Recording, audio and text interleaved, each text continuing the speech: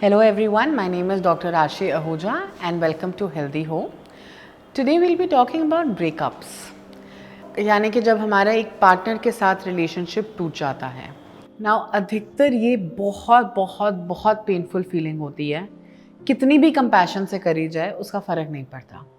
एक breaking of a relationship किसी भी पॉइंट पे कितने भी समय का रिलेशनशिप हो, ये बोलना कि अगर कोई रिलेशनशिप 2 महीने का है वो कम पेन करे इन कंपैरिजन टू एक 10 साल का रिलेशनशिप गलत होता है. बिकॉज इवन कई लोग हम देखते हैं कि इवन 2 महीने भी जिनका रिलेशनशिप चला होता है वो इतना ज़्यादा गंभीरता से उस रिलेशनशिप में इन्वेस्टेड होते हैं कि उनके लिए भी एक बहुत बड़ा पेन पॉइंट हो जाता है जब ये रिलेशनशिप टूटता है.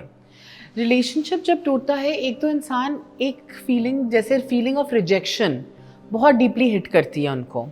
फीलिंग ऑफ रिजेक्शन के साथ साथ feeling of loss of loved one, जिसको हम जैसे कहते हैं, जैसे चाहे आप कोई लॉस ऑफ लव्ड वन एक हेल्थ को लेके हो या किसी के डेथ को लेके हो, जो पेन होता है एक पर्सन को खोने का वो उतना ही रहता है जितना एक ब्रेकअप में भी होता है.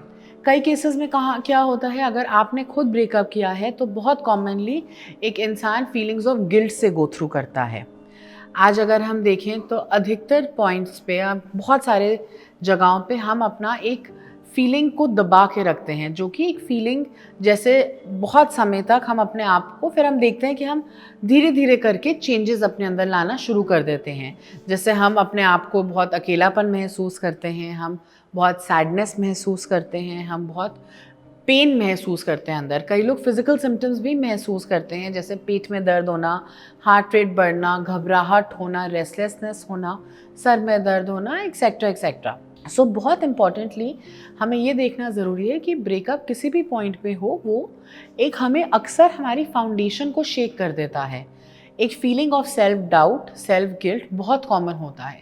एंड स्पेशली हमारे कल्चर में जहाँ पे रिलेशनशिप्स को हम एक फॉरएवर देखते हैं, एक फॉरएवर टाइप ऑफ रिलेशनशिप्स देखते हैं, बहुत ज़्यादा लोग एक रिलेशनशिप के ब्रेक होने को एक फेलियर की तरह देखते हैं. सो ज़रूरी नहीं है, जितना मैं कह रही हूँ कि एक फेलियर या एक रिलेशनशिप ब्रेक होना बहुत पेनफुल है, उतना ही हमें ज़रूरी है देखना कि हम इस दौर से कैसे ओवरकम करें. सो कई चीज़ें हैं जैसे आप अब इस दौर से ओवरकम कर सकते हैं. सबसे पहला और ज़रूरी, अपने जिस पार्टनर से आपका ब्रेकअप हुआ है उनसे प्लीज़ टच में ना रहें. बहुत लोग होते हैं जो कहते हैं कि हम ब्रेकअप के बाद फ्रेंड्स हैं. फ्रेंड्स बन सकते हो लेकिन कुछ समय पास होने के बाद. अक्सर जब हम रिलेशनशिप से एक फ्रेंड जोन में जाते हैं वो ट्रांजिशन बहुत मुश्किल होता है और वो उस जर्नी को और पेनफुल बना देता है कभी कभी, रादर देन इमिजिएटली कट करना. फॉर एग्जाम्पल, अगर आप किसी के साथ ब्रेकअप हुआ है आपका और आज आप उनके साथ रिलेशनशिप एक फ्रेंडशिप में हैं, तो अगर सामने वाला किसी और को डेट करना शुरू कर देता है या सामने वाला अगर किसी के साथ फ्लर्ट भी करता है, आपको उतना ही पेन होता है जितना आपको जब आप रिलेशनशिप में थे उतना होता है. इसलिए हम कहते हैं कभी कभी अनहेल्दी होता है अपने एक्सेस के साथ एक रिलेशनशिप में रहना. दूसरी चीज़ बहुत ज़रूरी है कि आप अपने आप की बाउंड्रीज़ डिफ़ाइन करें कि आप अपने आप को कितना ज़्यादा अपने पुराने वाले रिलेशनशिप या अपने एक्स के फ्रेंड्स और उनकी फैमिली और उनके रिलेटिव्स के साथ घेरना चाहते हैं. तो वो थोड़ी सी बाउंड्रीज़ मेंटेन करना बहुत ज़रूरी है. अपने आप को रीडिस्कवर करिए, अपने आप को रीडिस्कवर करिए कि क्या क्या चीज़ें हैं जो आपको अच्छी लगती हैं. शुरू शुरू में खालीपन बहुत महसूस होगा, बिकॉज अक्सर जब हम रिलेशनशिप्स में जाते हैं हम अपना फ्यूचर अपने पार्टनर के साथ देखना चाहते हैं और अक्सर हमारे लाइक्स डिसलाइक्स इंटरट्वाइन हो जाते हैं. लेकिन अब जैसे आपका रिलेशनशिप ब्रेक हो गया है तो अब वापस से अपने आप को ढूंढिए, वापस से अपने आप को देखिए कि आपको क्या अच्छा लगता है, क्या बुरा लगता है, वो क्या चीज़ें हैं जो आपको खुशी देती हैं, वो चीज़ें वापस शुरू करिए.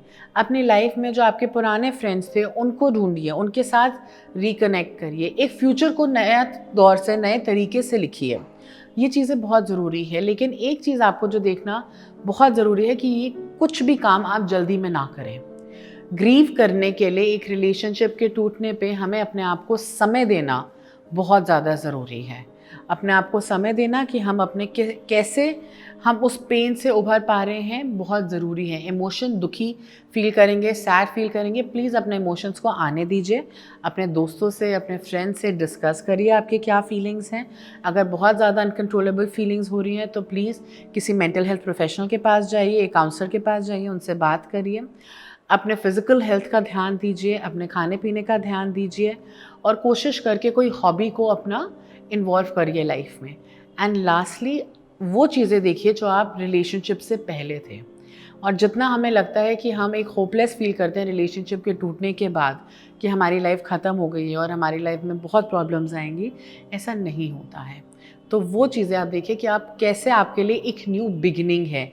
एक डूम्ड एंड की जगह हम उस फेलियर को हम वो देखते हैं कि हमारी क्या लर्निंग्स थी और वो रिलेशनशिप ब्रेक होने से हमने क्या क्या सीखा और वो हमारे लिए आज की डेट में कैसे बेनिफिशियल हो सकता है।